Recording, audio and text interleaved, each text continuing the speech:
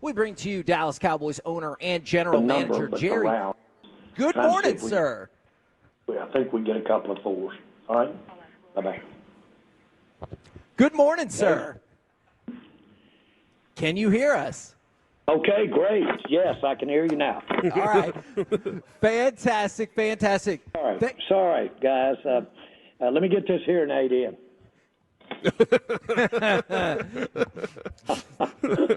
Good morning. Sounded, Jerry, like you said we can get a couple of fours. Is that draft picks you're talking about there? Oh.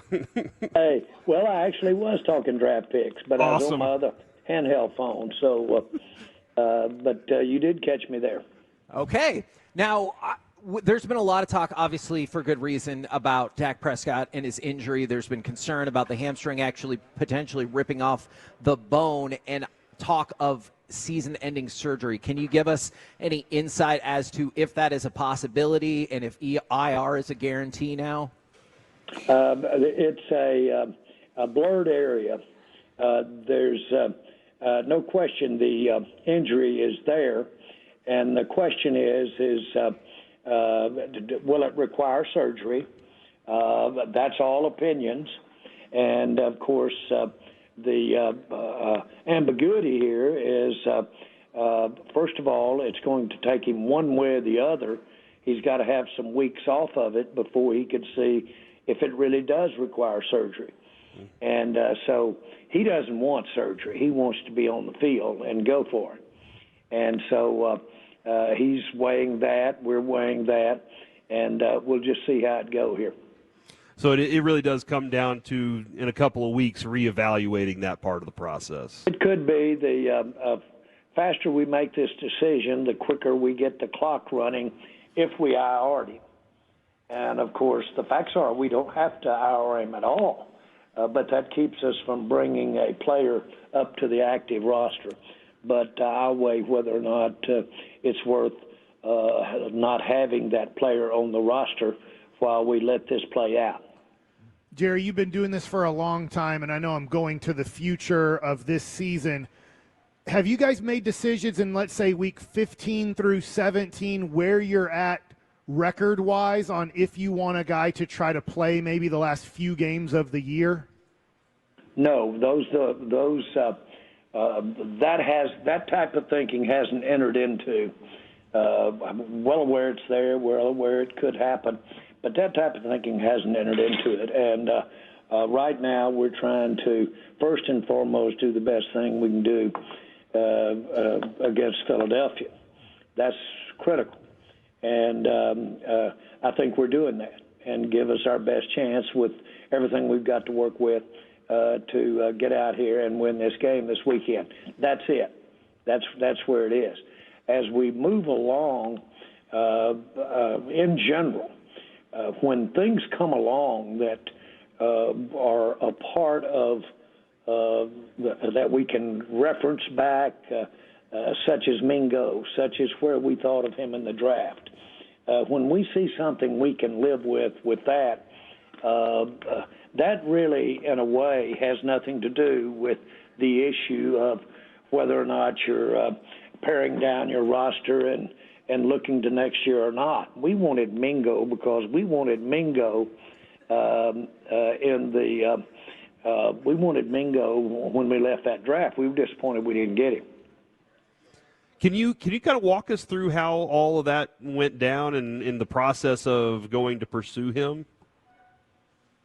Well, we found out that he was could be available, and that when we found that out, then we started a dialogue there. And again, we didn't look at a list of available players. We were looking at a player that we had a big interest in when he came out. Frankly, we're disappointed that we missed him, and he fits the profile of what we want, and we will have him on the field, I predict, in the very near future. And he's the type of receiver that, as we look to the future with Dak, that is Dak friendly. That was something too. Like I was listening with McCarthy talking this morning about keeping your board around because there are guys that you do like that might be available down the road and your interest level in them. Do you often see sometimes like they're in a situation that doesn't work where they are, but it's gonna fit here because we do something a little different, and that kind of makes your mind up about why you want a player? The instances around our game, the instances around NFL of where a player can excel in one system but doesn't do as well in another, where the right coaching meld with that player is. All of those things are very real. Mm-hmm. They're very real. And, of course, the journey that a player has to establish himself in the NFL has to deal with injury, if you will. It has to deal with roster circumstances. All of those things come to bear. You say, well, but if you've got somebody that is just absolutely a obvious player, then doesn't he dismiss all of those kinds of things, and shouldn't he be out there one of the leading receivers in the NFL if he was as good as we thought he might be coming out? That's not necessarily the case either. But so, yes, we rely. One of the things, I'll say it this way, one of the things that we invest in, and we invest a lot of time and money in, is our evaluation of players coming out of college. And that doesn't just, we don't throw all of that away the day the draft is over. That's the base of what that player is, and you can follow that base as it evolves through that player's NFL career, even if he's not a Cowboy. And so we have a great knowledge. I can remember the conversations that we had with Mingo when he came through on his visits. And so when we see a player that certainly at this juncture and certainly under circumstances at Carolina, we can accept the fact that he hasn't diminished our thought and value of him. So that's what happened there. We saw a player that we really coveted when he came through, and we had a chance to get him. Can you tell us any more about what's been happening with Deron Bland? A few weeks ago, it seemed like he was ready to go. He suffered a setback. How big of a setback happened since he's still not practicing all these weeks later? We don't ever, no matter technically or how somebody evaluates from their injury or the progress they're making or what they should make, it is a big swing between players as to the same injury when they're going to be ready to go. We never, whether it be in game or out of game or for the duration of several weeks, we never dismiss the number one consideration, and that's how does the player feel? How does he feel? Can he rely on it? Does he push off on it? Is he free to cut on it? Where is he going? Because at the end of the day, that's all that counts. And I've seen players go out there with unrepaired injuries and play randomly with an unrepaired injury and play more aggressive and play quicker than players that have had the injury repaired. And they're still tentative on it. Now, that doesn't mean a thing about the quality of the individual or the player at all. I know you get tired of these old stories, but my trainer was a Virginian that I had when I played at Arkansas, and he said, Jones, you've got the lowest tolerance for pain of any kid we've ever had here. And I said, well, damn it, it hurts me more, Brownie, than it does the rest of it. I deserve a medal. I'm in pain out here. And he said, Jones, come on, boy. That is fantastic. We're talking. I personally like the stories. Yes, absolutely. In case people didn't know, I'm sure they did. We're talking Jerry Jones right here on 105.3 The Fan. Now, you're talking about Jonathan Mingo. I know the trade deadline has passed, but Micah Parsons said he was flattered that so many people talked about his trade value last week. I will admit that is a topic that has come up on this show as well. Was his name ever, or has it ever been brought up as a potential trade candidate? No. Absolutely not. And that Just not. That makes plenty of sense. So right? teams don't call you, Jerry, and I mean I know you guys wouldn't, but did teams call you and see? Well, first of all, I wouldn't because we want Micah Parsons. He's integral to our future. And so, no is the big answer. And what if I got on the phone around here and picked the top player around the league, 3 or 4 of them? You know what I'd get if I picked up the phone and said, you want to trade him? A big no. Are you kidding me? And so the point is that we haven't done that, and that hasn't been done. We haven't had one conversation at the level that counts, which is my level, and with Stephen and Will and people like that. But we haven't had one conversation ever about not having Micah Parsons on the team, ever. Jerry, I'm going to change the topic a little bit to around the NFL. And on Monday night, the Kansas City Chiefs go to overtime. Tampa decides to kick the extra point to go to overtime. Last night, you have a great NFL game, and Cincinnati decided to go for 2, and they didn't get it, and they lost the game. I know opponent, where you're playing at, dictate a lot. Do you have a general consensus is you get to the game under a minute, you score a touchdown, it's within 1 point. You can kick the extra point and go to overtime, or you can go for 2 and live or die with the win or loss. Do you have a feeling on what you want to do in those situations? I do not. A lot of times it depends on how you're playing on either side of the ball.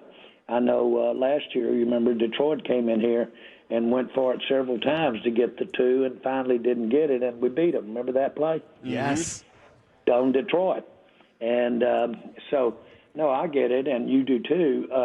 You're putting it all out there, and you're putting out what usually is quite an effort by your team to be in that spot. And so do you want to go for it? Or do you think you want to risk that coin flip and basically have a team that may have the edge on you on one side of the ball or the other? So I think all of that weighs in on it. I could envision doing it at some time and not doing it at others. Jerry, with Cooper Rush, how do you expect the team to play differently, or do you expect them to be pretty similar with him at the quarterback position? Similar, very similar. Cooper's got some unique skills, very unique skills. He is very quick. He makes very quick decisions, gets the ball out quick. He's really got some qualities that can really get the job done for us. And I can say that, but not only how he handled it 2 years ago when he came in here and but really took the role. I don't mind telling you, when Dak got hurt at that time, I really was down in the mouth, so to speak. But, boy, did he step in there and really do a great job for us. But he brings a lot to the table. I think we can do everything with our repertoire of offense. I think we can run anything that Dak runs. That's with a big him. Word. Now, considering the success that you were just talking about that Cooper Rush has had in the past with the Cowboys, do you envision him being the quarterback for the entirety that Dak is out, or do you still think there is a window for Trey Lance to be getting in these games? Oh, there is a window for Trey Lance. There's packages that we can work on, and yes, there is a window for Trey. What elements of his game, of Lance's game, did you see during the preseason? Let me be clear. Oh. That's not just to get Lance some playtime. Yeah. That's to bring to the table some offense for us. And that's kind of where I was going is what did y'all see during the preseason that kind of gives you that confidence that it could translate into the regular season, that he could be called upon? Well, he's a great, and I use the word, he's a real threat with his legs, a big threat with his legs. I see that. I saw him inconsistent in preseason, but I saw him do some real good things in the passing game as well. So that's to be expected, relatively speaking, as compared to the other players we're talking about. He's had a small number of snaps in his career. But I see situations that he could add to the mix. I like that. You got Kellen Moore on the other side of the ball again. I know it happened last year. Can you kind of tell me what you liked about Kellen while he was here, and how you've seen him grow since he's left? Well, Kevin was such an outstanding player in college, so accomplished in college, and he did it as much as anything with his savvy. Mm-hmm. He's a coach's son that was really coached up, and he really had a great college career. And he uses the same thing that made him a really outstanding quarterback in college, outstanding offensive player in college. He uses that over into coaching. That's quite an edge. That's quite an edge. When you get these guys that have played a key position like the quarterback in an offense, and he's also been around some really top coordinators. That time that he spent here with Mike did nothing but enhance his coaching abilities, in my view. But he's going to be around a long time, and he's an outstanding coach, and he'll be formidable out there tomorrow as the offensive coordinator against us. Now, I'm sure the answer to this next one isn't particularly simple, or you would say, well, we'll just do that. But what can change, or what do you think can be done to help the team both offensively and defensively at the beginning of the game and the beginning of the third quarter? Because on those first possessions, y'all have been getting hammered this year. Yeah. We need to, and I know this has been said 1,000 times, but we need to internally quit putting ourselves in a hole with mistakes. And you can go back on any play and see if a player had done this, one player, that you would have scored rather than had a bad play. You can do that a lot. And so we've got to be more consistent across the board, and can be, and that'll on both sides of the ball. Frankly, on all three sides of the ball, yeah, including special teams. So it's within us. It's where our upside is within us. Some of the things that we've been trying to do, we're getting better, and on all phases of the game. And so I've got a lot of confidence in this personnel, and I've got a lot of confidence in the coaches, as I've said many, many times. And guys, that is the answer, is from within, and we can look to that. Now, Philadelphia is going to have a lot to say about how well we do that Sunday, and so just got to get ready for it. It's not going to be easy. Well, we appreciate the time very much, good sir. Best of luck on Sunday, and we'll catch up with you again next week. You bet, guys. Let's have a big-time weekend here against Philadelphia.